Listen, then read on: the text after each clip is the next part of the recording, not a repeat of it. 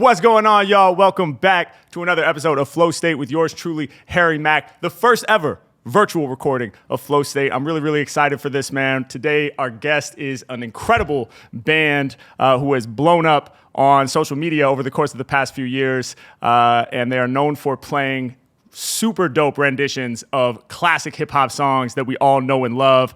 I immediately fell in love with these cats as soon as they popped up on my Instagram feed a few years back. And, you know, being a musician myself, my background is playing drums, playing in a lot of bands, and also being a huge hip-hop head and obviously an MC. These guys just combine so many of the things that I genuinely love about music. And they've garnered millions upon millions of views on their content. Their covers have led to organic collaboration opportunities with some of the original artists whose music they're covering, which is incredible. And I actually had the privilege to collaborate with these cats a couple years back when I was in Manchester for the Odyssey Tour. So we filmed a lot of dope content together. And this year, in just a couple months, super excited to have them opening up at O2 Academy Brixton on April 19th for my Anomaly Tour. So sure to be an epic night. We're super excited to have them on the pod. My friends, please welcome OMA. This is for my flow state. Add it, yeah. Y'all know we back at it. Ain't it crazy how the mind works magic? We gon' show you the method behind the madness, cause this is for my flow state.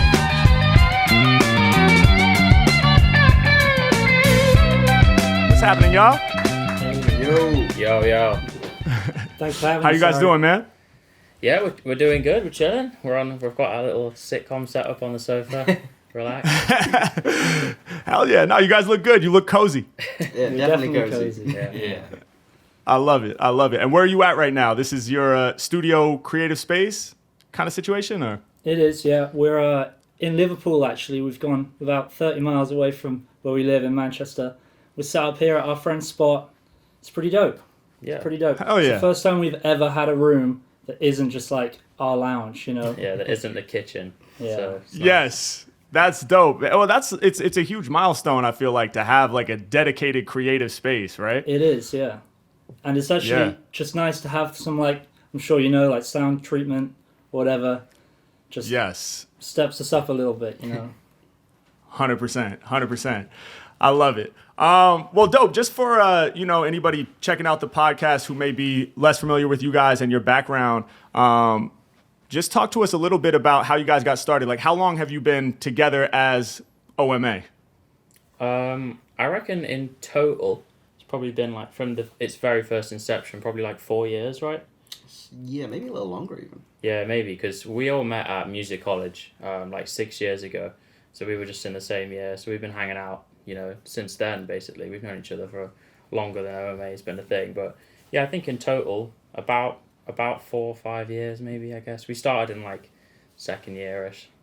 Yeah. So. It's kind of hard to say because we kind of slowly faded into doing what we're doing, you know? Like, it started as just a uni project, and then, like, month on month, we took it a little bit more seriously, and and then at some point we just started posting online, and then it felt like that's where we're at. Yeah. And I think that was probably 2.5 years ago, was it, that we posted our first Yeah. MF Doom cover on TikTok. Yeah, and we were still at college then, so we were just filming in the studio they had there.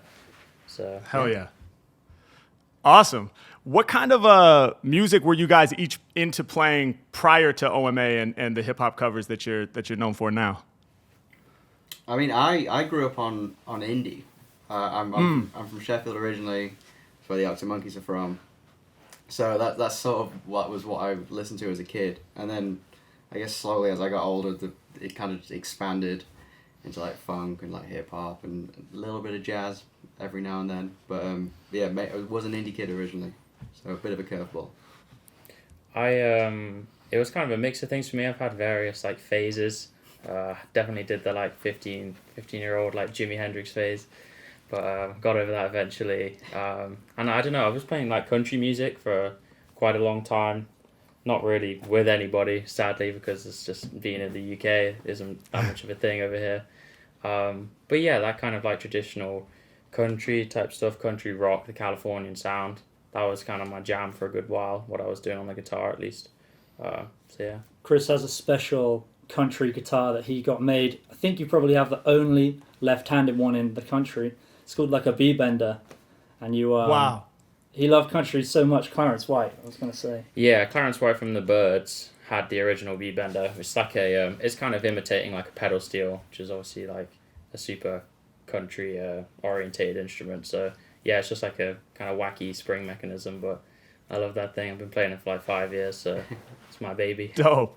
Hell yeah. I pretty much grew up listening to like Prince, exclusively Prince, till I was maybe like 18, and then I went to uni, and then I found, other things as well. But I've always loved Prince. I love Tame Impala. Recently, I love McGee. Don't know if you know McGee. Yeah. But he's dope. Super dope. I actually got to see McGee live here in LA not too long ago. Really? Yeah, at the Palladium. It was crazy. He's my favorite right now. He's crazy. Hell yeah. But yeah, and then eventually hip hop. Well, yeah, and then I kind of came up listening to punk music, to be honest. Me and some friends back home were in like a little punk trio, like jamming to Blink-182, some Fall Out Boy, Sum 41, and then like as we kind of got into playing together and learned that our taste kind of grew, got into rap because in ways with like punk and rap, there's definitely some parallels with like the lyricism and stuff, and then just like modern raps, obviously the classic shit too, and then just kind of took it from there really. Hell yeah. It's fascinating to me, like, there's so many different genres represented within that history that you guys just laid out. Like, it's like no two of you had the same sort of foundation or background into playing, and now here you are, all the four of you, doing this OMA thing together. Do you guys feel like those other genres that you went through your phases with or were into for a period of time, and some of which I'm sure you're still deep into, do they influence what you guys do now? For sure, yeah. It's kind of funny because hip hop, especially because it's so sample orientated, a lot of the stuff that's sampled is the stuff that we used to really like. It's from our respective genres and stuff. So it's been like a really nice middle ground of the stuff we used to really be into, but then it's flipped. It's like recooked, and I think that's lent well for us. Yeah, definitely. And like I think a big part of since we started going strong on the hip hop stuff from the start has been like Corbin's production, and obviously like for Corbin to have gotten so proficient at it, like all his influences have had to bleed into those skills like so much, and they continue to do so. With the drum sounds and like in Tame Impala and everything, that's very much an ongoing thing, I think. Definitely.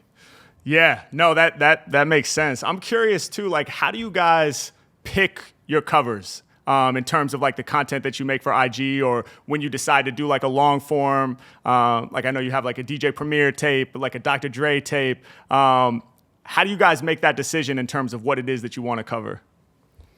Well, we definitely love 90s hip hop in particular, and like I think the first thing that got us all into hip hop was MF Doom, and we listened to.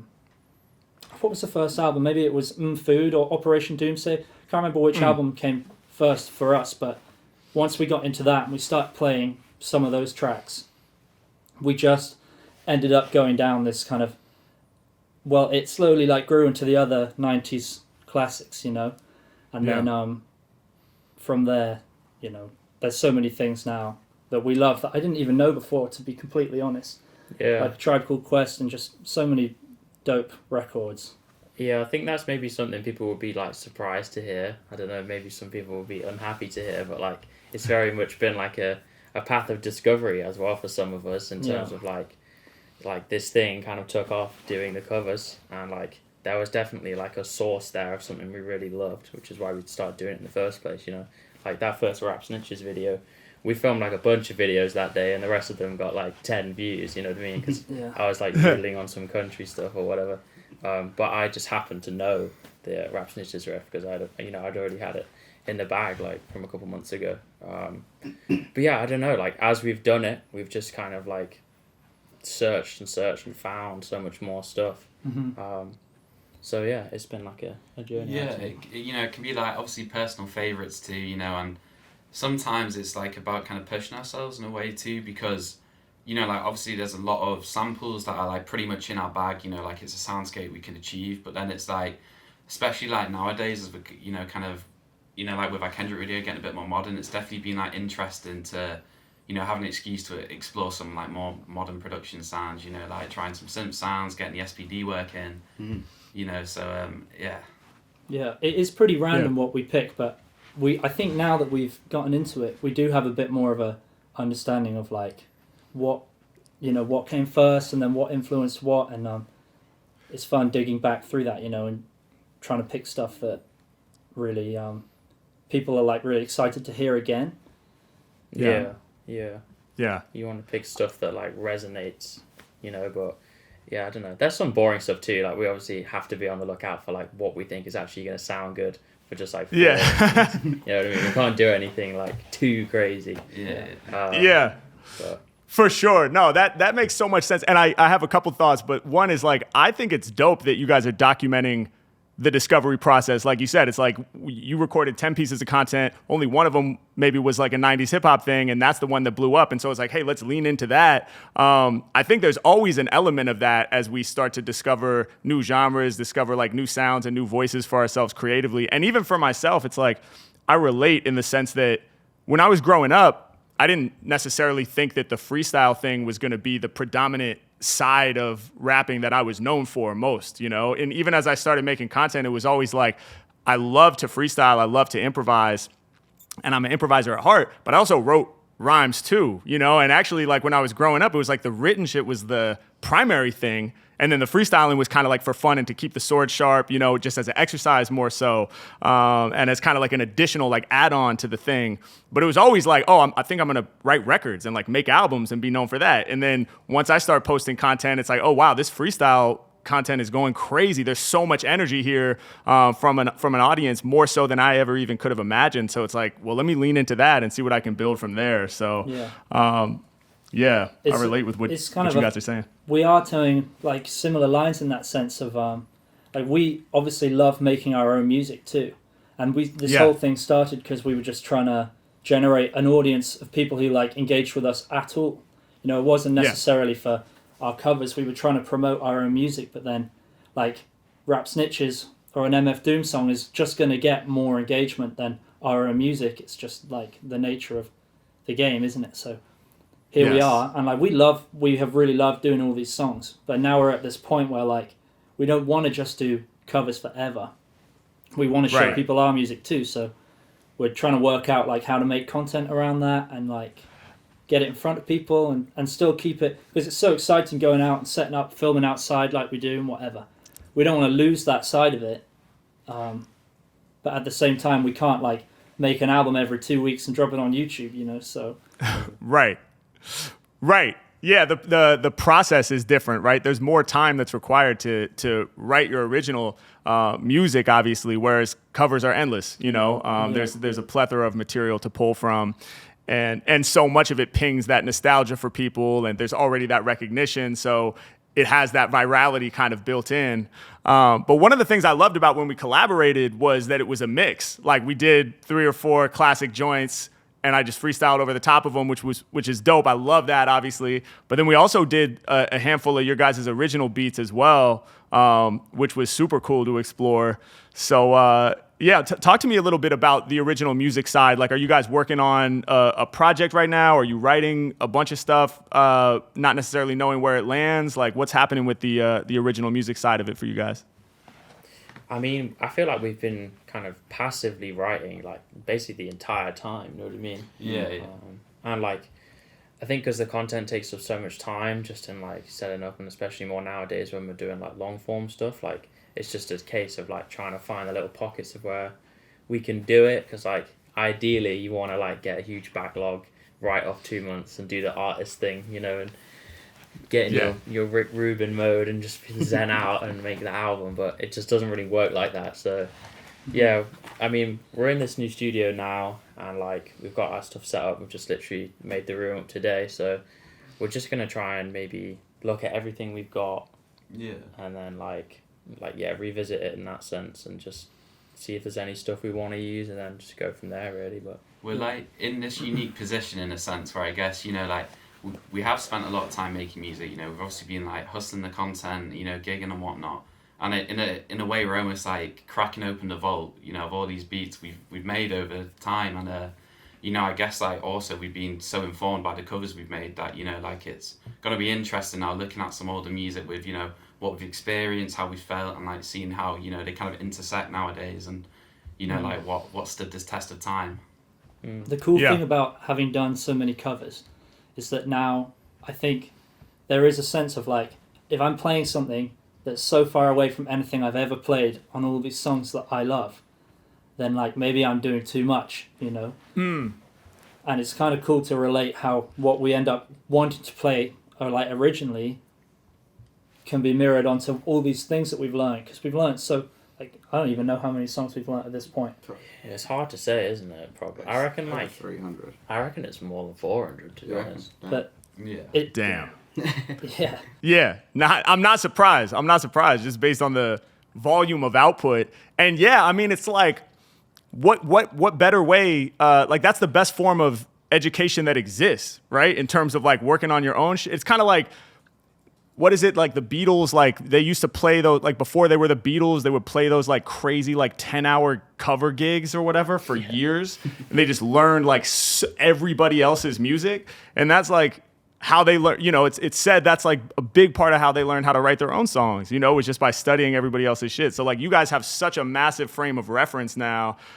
Even if you didn't do this project OMA where you're posting covers on social media and building your audience that way, there's almost no better exercise that a band could do, I feel like, than learn so much classic material and have that as a frame of reference when you're working on your own stuff. Hopefully.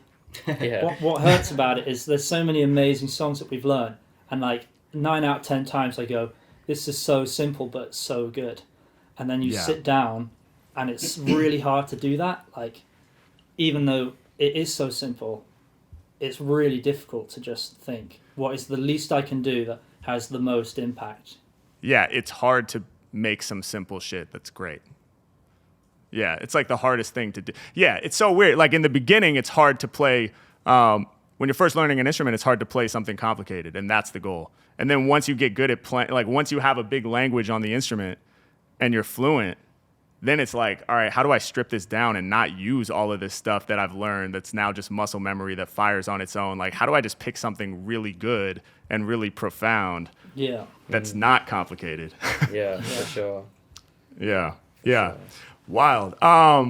Something you mentioned earlier I wanted to go back to a little bit. You know, you talked about how some of the like hip hop joints that you guys cover lend themselves very well automatically to your instrumentation, right? So if it's more of like an organic, like something that samples a funk song or a soul song or something like that, that's probably going to be relatively plug and play in terms of the sound sets that you guys are used to using. But modern stuff, like you guys covered a lot of the Kendrick Lamar records, and you know, you talk about incorporating more technology. Has there ever been any songs that you wanted to cover that just turned out to be too complicated to try to pull off as a group, and you're like, you know what, never mind? Definitely. it happens pretty often, I'd say. I'm trying to figure some examples. If there's like lots of vocal stuff going on, like Kendrick, for instance, we tried to do All Right, like we really wanted to do All Right, but there's just too much going on with vocal pads, you know. Right. Yeah, we've definitely had our fair share, haven't we? Like we were lucky enough to like do a lot of playing at this place called the Pinky Ring last year, which is a venue run by Bruno Mars in this hotel called the Bellagio in Vegas, and like going into that run of shows, we didn't really have too much like idea of what the room would be like, but it's like a club, right? So like we get there like goofy English boys, like not exactly immediately marrying with the room, so we had to like learn a bunch more songs that were kind of more like sexy and shit.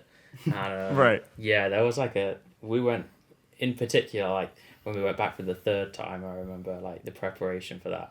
We tried so many songs, didn't we? Like, yeah, it's a really funny process sometimes too, where like you absolutely love this song, you know, like the energy and it's perfect, and then like suddenly without a vocal, you just listen to. It's not like the beat's whack, but like without as much context, you know, and you're playing it like, especially as a bassist sometimes too. I'll be playing like one note a bar, just like this is strange.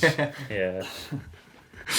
Yeah, it's so true. I remember even just like growing up, making music with my friends who were DJs, and they'd be buying like hip hop 12 inches and singles with the instrumental and the acapella and all that. And so it's great for freestyling. We throw on the instrumentals. But there were lots of cases where I'd be like, oh, yo, this is crazy, like, that you have this. This is such a classic jam. Like, this is going to go so hard. And then it's like, yo, all right, drop the instrumental. And it's like, wait, that's it? Like, that's it? Like, without the vocal, you like, take for granted that the reason it's such a classic joint is because of the vocal. And without it, some of the beats, to your point earlier about how it's hard to make simple shit, some of the beats are bafflingly simple, like simpler than you even realize. You're like, that can't be all that is. And sure enough. Yeah.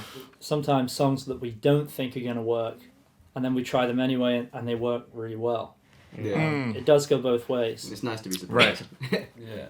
I mean, kind of going back to, like, I guess a classic beat that we maybe couldn't get going off the ground, but, like, eventually we've kind of got it going on now is 93 to Infinity. Like, when we first played that, I'll maybe let Sam elaborate more, but, like, with the drum part specifically, we just couldn't quite get it there for, like, quite a while, or, we're so obsessed about, like, locking in that we just, almost couldn't live with it just not feeling, like, quite right. Yeah, it was like each element on the kit had its own like level of swing, and I just ended up in my own head so much with that track, and it caused me a lot of pain. It feels better now. Yeah. Hopefully it sounds better. We play it all the time now. You got it. You got it nailed. I remember we actually recorded that one at the Playpen, right, for the album. For Bread and Butter. Yeah. Like, we had 2 extra songs, I think, that we did and didn't put on the record, and 93 was one of them. I kind of, like, low-key, high-key regret that we didn't put it on it now, because I feel like it would have done well, but in the moment, we were just like, just something about it. Yeah. Yeah, it's such a good beat as well. That's the scary thing.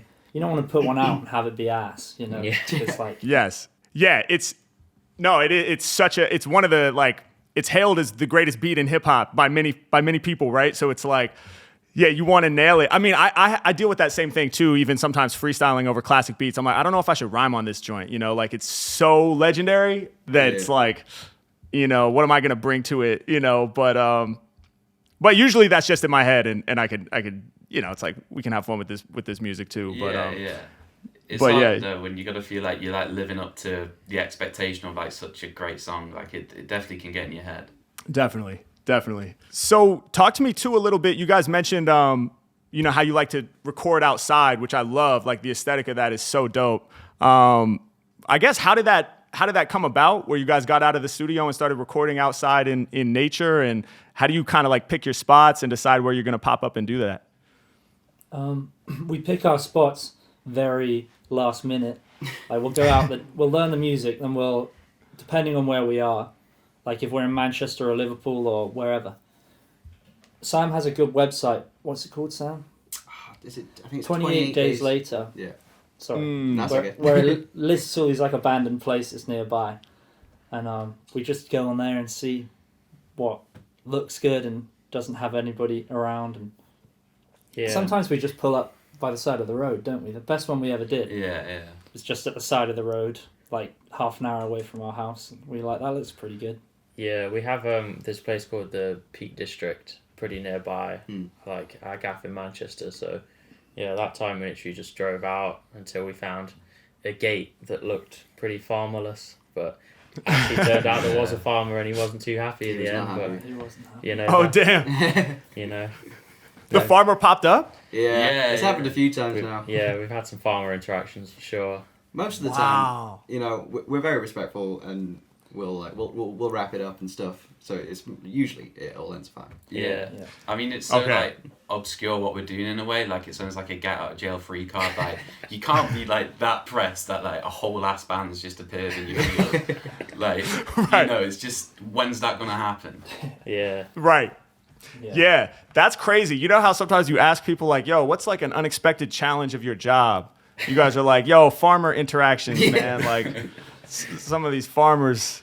I'm like, yo, you telling me these farmers don't fuck with 90s hip hop? What is going on, man? Apparently not. It's crazy. Who would have thought? You know what's also crazy? I remember one of them, like, their kind of like entrance into like confronting us was trying to say like, what if I'd let a load of like cows into this field without knowing you were here?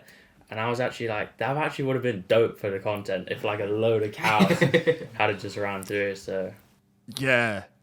Dude, that would have gone mega viral too. Like if you guys had to dodge a stampede of like cows. Imagine. Like they really don't, the cows don't fuck with that 93 to Infinity rendition. I just like bulldoze through.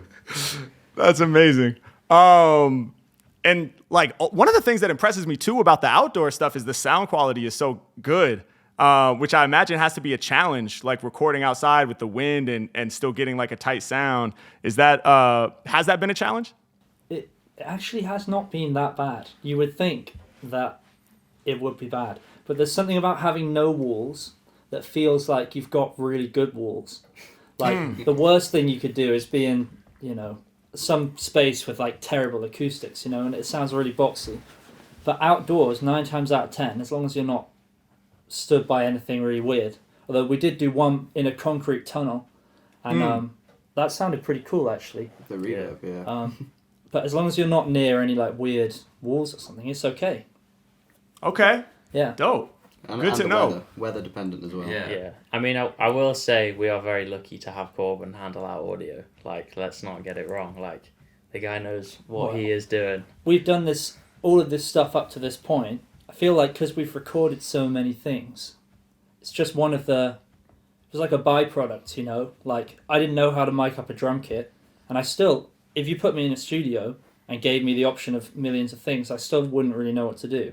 But, like, with the 4 or 5 things that we have, like, I've got used to using them now, you know? And I've mixed it, like, again, for every song that we put out, I've also had to mix it just as a, you know, byproduct. So, just repetition, you know? It's like my instrument. Yeah. No, it makes total sense. And I feel like sometimes having that limitation of not having 100 mics to choose from, it makes it easier in a sense to gain mastery over what you have. And it's like, it doesn't have to be something that would apply in any studio around the world on any drum kit. It just has to work for what you guys are doing, you know? And it's like, and it's working. And I do think, yeah, to your credit, Corbin, it's like the sonic quality is such an important piece of all of these, I mean, especially like 90s hip hop beats, right? Like that's so much of the content of the music is the actual way that it sounds outside of the notes that are being played. It's kind of like classic drum breaks, you know, it's like like a Clyde Stubblefield break. You could learn how to, you know, any drummer could learn how to play it after they have a certain level of technique, but it's not going to sound anything like the original break because it's like the actual sonic nature of the way the drums were tuned, like the material of the drums, like the era of the drum set, and then the mics that were used, the mic placement, like the fact that it was recorded to tape and like the mics were recording in a little hot and like all of those things that make it what it is and that make it instantly recognizable. Yeah. I mean, I will say, Sam playing the drums, like the drums are the biggest thing to record when you're out because everyone else is just plugged straight in, you know? So as long as we get the drum sound right, but Sam, it's hard to make Sam sound bad, to be fair. So like, because he's got so much technicality and stuff, like there's only one mic on the snare drum, and that's like 90% of the sound, but because Sam does so much like intricate ghost note and he's dynamic enough with it that like I can just lean on that and then put the kick drum in nice and big underneath. It's like 90% done, you know? So we're lucky for that as well. Yeah. I'm just going to reset this camera real quick. Oh, hell yeah. We hit the 30-minute limit, y'all. Yeah, you know what it is. One of our biggest obstacles right now is our 30-minute limit for sure. We just about got through the premiere video, just about with that. Yeah, I had a camera that did that too, that like stopped recording it at 30 minutes every time. I think it's because of some like tariff thing or something like that. I looked into it. It's like, so they can call it I don't know. I can't remember. It's like so that they can like put the product under a certain category and not get taxed on it when they ship it overseas or something. Yeah, it's like a video camera or something specific like that. It's like, yeah, that's whack. It's pretty wild. Yeah, that's whack. Yeah. Wait, that's right. That's mainly what this podcast is about. We wanted to draw attention to the 30-minute camera limit, and we need everyone to come together to push past this 30-minute limit, man, because this is bullshit. Big call to arms. Big call to arms.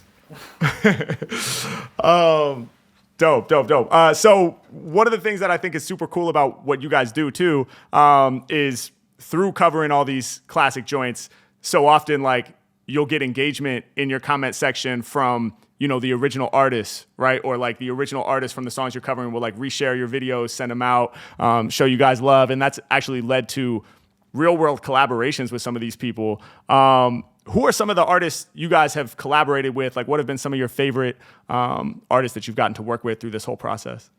I mean, I feel like my personal favorite of mine was the hieroglyphics day. 'Cause that whole day was so sort of like last minute and sort of chaotic. Yeah. But then everything, it was just such a fun time. They're all super nice, and obviously they're legends of the game. Yeah. So it was a bit of a mind blowing day for us, for sure. That was a good one. What's cool about Hyro is they're a bunch of people with their own music as one. So like we got to play Dell's stuff, and Souls of Mischief, and we did a freestyle with Casual, and they went on like one of our beats, and it wasn't just like we did one album or something. You know, we covered so much music. Yeah, that was a cool day for sure. Hell yeah. I don't know, we've had a few, haven't we? Obviously, big shout out to Shingo too.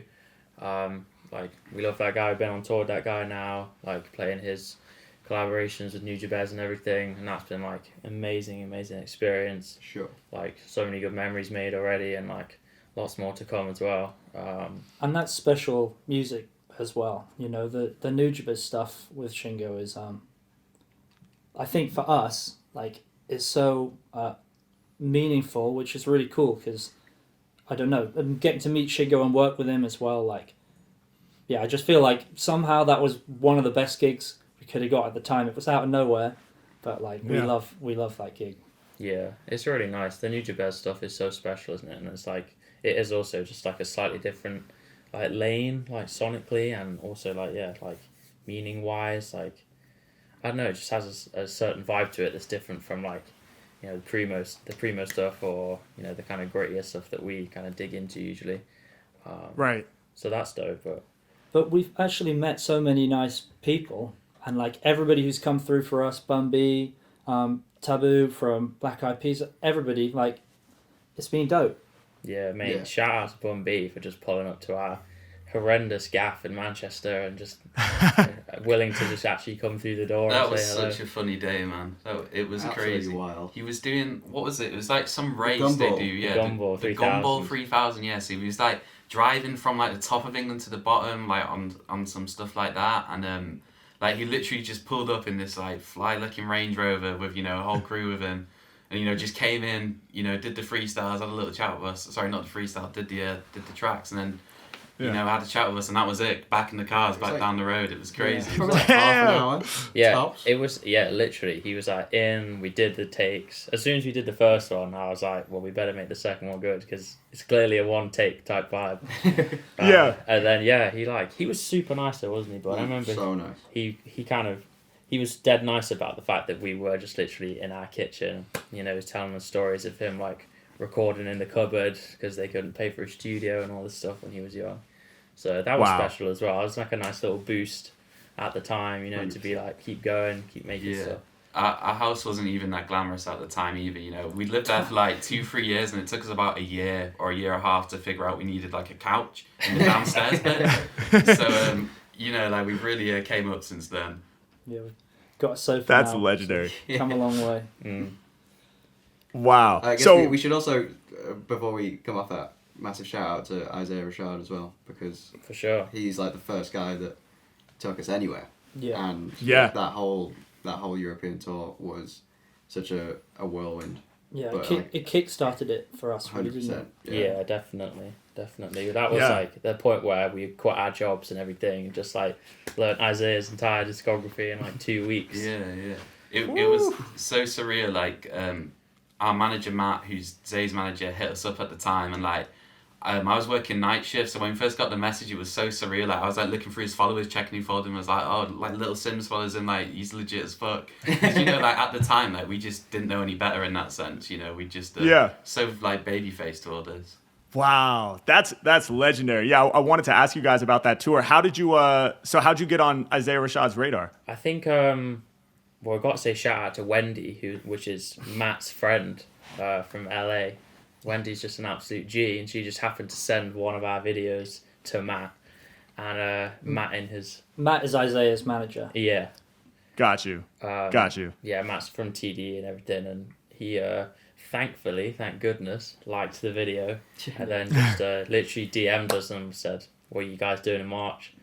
So we were just like blubbering at our phones. Like, oh my God. I mean, we got Wow. a shout out to Matt as well, our manager, because he wasn't our manager at the time, and he was really the first guy to like take a proper chance on us, because he had to arrange that whole thing, and it was probably a hassle, like adding 4 people on and getting us hotel rooms and everything that we needed and lugging our gear around and stuff. So 100%. Yeah. he really took a chance on us, and halfway around that tour, he was like, Switzerland. yeah, we actually both came to each other at the same time, and we were like, would you manage us? And he was like, I want to manage you guys. So that was really dope. And then since then, Wow. he's hooked us up with so many, we phone him every day, and he works so much stuff out for us. So shout out to Matt. That's Yeah. fire. Matt That's Miller. super fire. And then what is that like too? Like when you're on tour with Isaiah Rashad or with Shingo too? Because like, are you guys playing along with tracks, or is it just like, is it to a click, or is it wide open and you guys are doing all the sound yourselves? Like, what's that mix like? It kind of varies artist to artist. So like Isaiah's whole show was on click. We had Rory sort of running that and DJing as well. All the Shingo stuff, that's not on click, but it's with Spin Master A1, who's like crazy on the decks. So mega talented. It's Yeah, it's unreal ridiculous. to watch. So much fun to play with. And but that's all off click. And then when we play, it's just the 4 of us. No click, no track. Yeah. Yeah. Well, just us. Hell yeah. It was really fun playing with Spin Master on the Shingo gig, because he, it's wild when you have the like real scratching as we're playing the beats, and he has all the original, because they're all they were all homies with Nujabes, so they have all the actual records that these samples came from, and he's doing it as if it was on the track. He even played on some of those tracks, so feels like another member of the proper collaboration. Yeah, for sure. That's crazy. Yeah, it just kind of differ though, doesn't it? I think generally we prefer just play off click track. I don't know if you would agree with that, Harry, because obviously Definitely. doing drums. Yeah, it'd be Yeah. kind of weird to be fair if everyone was like, yeah, way prefer having the click on all this constantly. Dude, I love when the arrangement is just completely locked, and if I shift it all, the whole thing gets fucked up. No, yeah, no, yeah, no, it's a weird thing. I mean, obviously, like, I guess most major artists, big artists on tour, everything is sort of time coded out, and with the visuals and all that stuff. And it's cool. Like, I mean, you can add so many levels of production, I guess, especially with like visuals and lights and other components that make the show special. But the cost is now everything has to be so sort of set in stone as a musician, like, because coming up it's never like that, right? Like, thousands of gigs you play as you're learning to play and getting out there and playing with bands. It's always wide open, and you can adjust on the fly, and you can make it what it needs to be in the moment. I mean, and that's why I love freestyling is like, I related earlier when you were talking about doing the Vegas thing, and it's like once you got in the club, you're like, oh damn, I think we need to learn some different types of music, like something that'll hit sonically for this environment. It's the same for me in a weird way, like based on the crowd and the energy of the room, freestyling is a superpower because I can lean into a certain aspect of lyricism, I guess, or be like, oh, these kinds of punchlines are working here. Let me lean into that for now, or, oh, in this environment, it feels more like a loose, like rhythmic kind of thing where I'm thinking more about the rhythm and the cadence and less about the actual bars. That seems to be what works in this environment, and you can kind of shift on the fly. So yeah, I always prefer for things to be as open as they can be. Yeah. For sure. Yeah, makes sense. I honestly it's so crazy to hear you talk about like the way it goes on in your mind as well, Harry, because I just have zero reference for what that must be like with words. You know what I mean? Such a crazy concept. So Oh, word, man. amazing. Well, thank you. No, it's fun. It's fun, man. And likewise, I can't do what you guys do. So mutual respect. We've man. seen you on the Yeah, drums. I've seen you Yeah, play, yeah, man. Yeah. I can play a little. I can play drums. But no, you guys have such a special thing, man. It's so dope to see. I'm curious, who's like a dream collaborator for you guys? I mean, think I know who you're gonna say. I mean, it depends if it's like if we wanted to make a video and play someone's music with them, that's Yeah. one thing. But if like we were making some of our own music and we wanted some input or a collaboration or something, then that's another True. thing. True. I guess give me one of each. Yeah. I'd say video-wise for me, I think a Nas video That would be crazy. would be mental. Yeah. Yeah, that's my favorite MC of all time. So Yeah. yeah, I definitely feel that, man. That would be insane. Yeah. I would really love to make a song with Tame Impala. I have so many questions for Kevin Parker about his production, and like how his signal chains and all that stuff. So I'd really love to do that, but behind the scenes, Hell yeah. That I feel is like low key, high key a PSA from Corbin right there. Like he is, he's like asking to the open air, someone please hook him up. Help us. Hell yeah. Oh man, well, you know what? I don't know who watches this podcast, but hey man, hopefully we'll get this, we'll distribute that message out a little bit further and hopefully we can wish that into existence. That would be amazing. That would be amazing. And that also, I was going to ask you guys too, like for your records, for your original music, would it be an instrumental project or would you guys have vocalists like featured? Would it be a mix of both? How do you guys kind of think about that? We're kind of tackling that like right now, this week even. Because we're in a funny spot where like we love instrumental music, and what we're doing is obviously like why change it if it's not broken, so we could just keep doing what we're doing, and we make enough stuff on our own that stands on its own 2 feet in our opinion instrumentally, but we also love, none of us can sing, which is a massive setback, or rap. But we have lots of ideas, and we really like to add it on, but we just can't do it. So we're either going to work out some crazy vocal chain that makes us not sound like ourselves so we can bear, to hear ourselves, or we're going to get some collaborators, which would be really dope. Yeah. Hell yeah. We actually like experimented with the vocal thing, didn't we, long ago? Yeah. We when we were like finishing uni, the thing that kind of like kicked us into gear properly in fourth year was like we had to write an EP basically. So tackling the vocal was like a big challenge for us, and we basically ended up getting this like Roland pedal that shifted us like up an octave and like auto-tuned fuck out of us basically. So that was like our one venture, and it was pretty fun to be fair, but like doing that live was just like so scuffed. So thankfully that era's in the past now. Yeah. Oh, no, I feel you. I wish that I was a better singer. Like that is like the one thing where I'm just like, man, it does feel like such a setback, like as a like when you're writing music, right? It's like, man, if I could just express it with my voice, it's so immediate. Obviously I rap, so, and I occasionally incorporate melody when I'm rapping, but I'm not a singer, it's a big difference. But yeah, I also feel like sometimes those vocal effects are super clutch, man. Like I would experiment. I remember when I was first recording and like pitch my voice down. I'd be like, yeah, damn, that sounds way better, man. That sounds so much. That sounds so much more serious. Like, I think a big part of it too, honestly, is just anything that doesn't sound like your voice to you.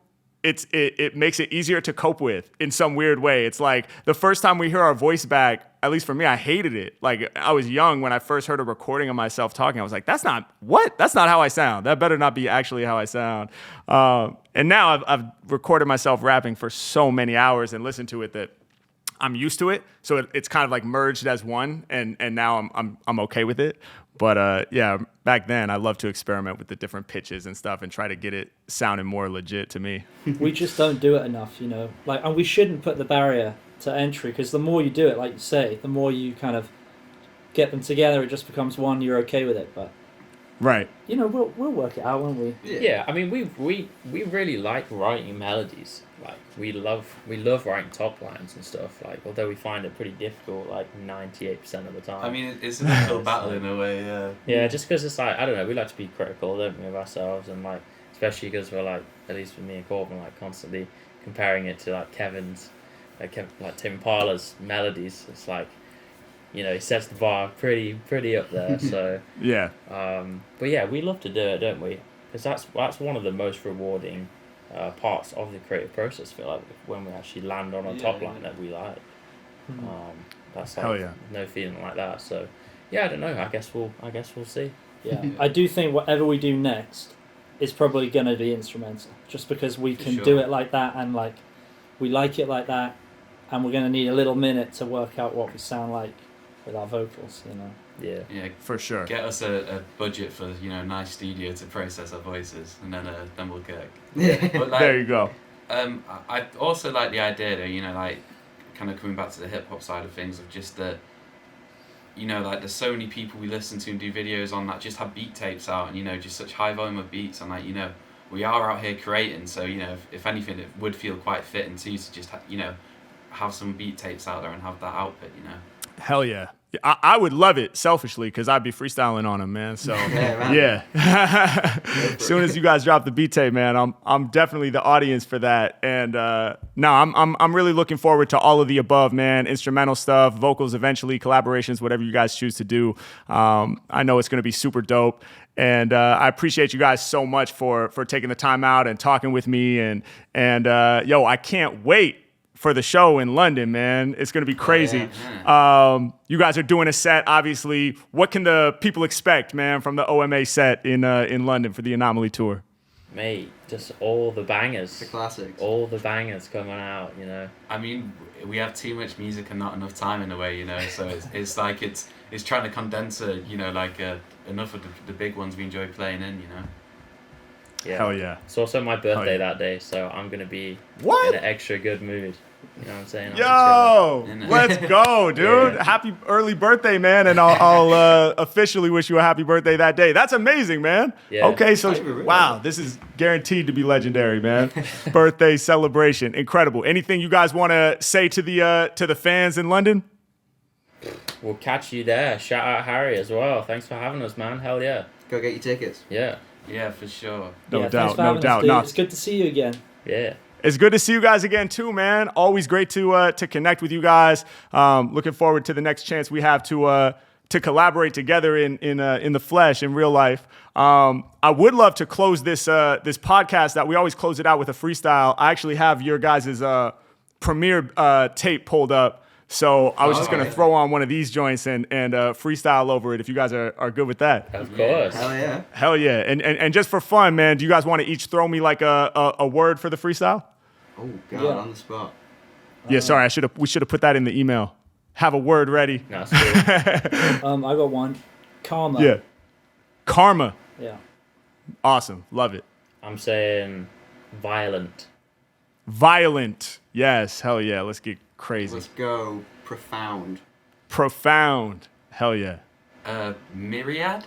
Myriad. Damn. Bit of a curveball. Damn. Y'all came ready. All right, these are awesome. Karma, violent, profound, and myriad. OMA, Harry Mack, Flow State Podcast. You know what it is. Should we do this? Let's go. Let's get it. Let's get it. Here we go. Y'all can hear the beat, right? Yeah, we got it. Okay. Hey, come on. Yeah. Okay. 1, 2, 1, 2. 1, 2, 1, 2. Come on. Yeah. 1, 2, 1, 2. Check it out. Yeah. H Mack off the dome, I can flow for days. On the pod, collaborating with OMA. We about to make it happen. Fans about to honor me. OMA, I'm the one music anomaly.